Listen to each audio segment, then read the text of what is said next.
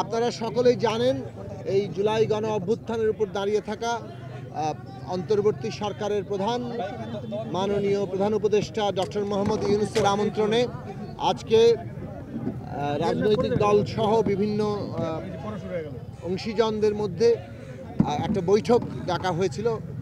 সেই বৈঠকের উদ্দেশ্য ছিল জুলাই গণ অভ্যুত্থানের একটি ঘোষণাপত্র তৈরি করা কিভাবে যাবে।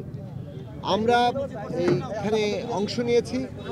আমরা মূলত আজকে কথা বলেছি যে এই জুলাই ঘোষণাপত্র যেটা তৈরি হতে পারে, কেননা এই ঘোষণাপত্রের যে গণ অভ্যুত্থানের যে প্রেক্ষাপট, গণ অভ্যুত্থানের মধ্য দিয়ে যে জন আকাঙ্ক্ষার প্রকাশ ঘটেছে এবং গণ অভ্যুত্থান ভবিষ্যৎ বাংলাদেশের যে দিক নির্দেশনা দেয়, সেই বিষয়গুলো একটা দলিলে সন্নিবেশিত হতে পারে। তবে সেটার একটা পদ্ধতিগত দিক কী হবে, কিভাবে এই দলিলটি তৈরি হবে, সেই বিষয়ে আমরা আমাদের প্রস্তাবগুলো তুলে ধরেছি।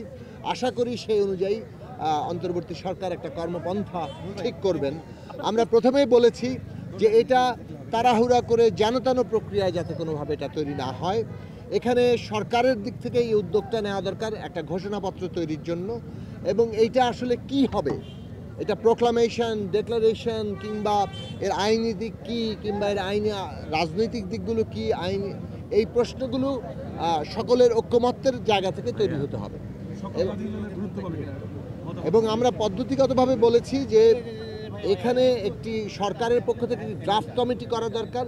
সেই ড্রাফট কমিটি এই ড্রাফটিংয়ের দায়িত্বের জায়গায় থাকবেন এবং রাজনৈতিক দলসহ সকল শ্রেণী পেশার অংশীজনদেরকে, শিক্ষার্থীরা তো থাকবেই, তাদের সকলের মতামতকে যুক্ত করে এটা প্রয়োজনীয় সময় নিয়ে এই যে দলিলটি এটা তৈরি করতে হবে। কারণ এটা একটা ঐতিহাসিক দলিল, এটা ভবিষ্যতে হয়তো আমাদের একটা পলিটিক্যাল রেফারেন্স কিংবা রাজনৈতিক একটা সূত্র হিসেবে সবসময় আমাদের ভবিষ্যতে কাজে লাগবে।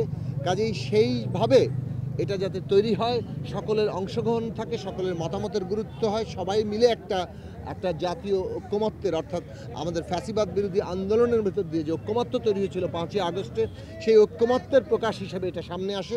সেইভাবে আমরা দলিলটি তৈরি করার জন্য পদ্ধতিগত জায়গায় প্রস্তাব করেছি এবং এই পদ্ধতিগত জায়গাগুলোই সরকারের দিক থেকে বলা হয়েছে যে তারা এটা গুরুত্বের সাথে নিয়েছেন এবং এই পদ্ধতিগুলোই তারা বাস্তবায়ন ভবিষ্যতে করবেন।